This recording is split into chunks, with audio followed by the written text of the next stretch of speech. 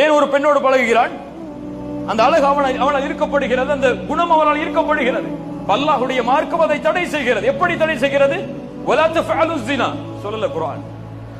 விபச்சாரம் செய்யாதே என்று குர்ஆன் தடுக்கல. எப்படி தடுக்குது? வலா தக்ரபு ஸினா, விபச்சாரத்தின் பக்கம் நெருங்காதே. விபச்சாரம் செய்யறது கடைசி.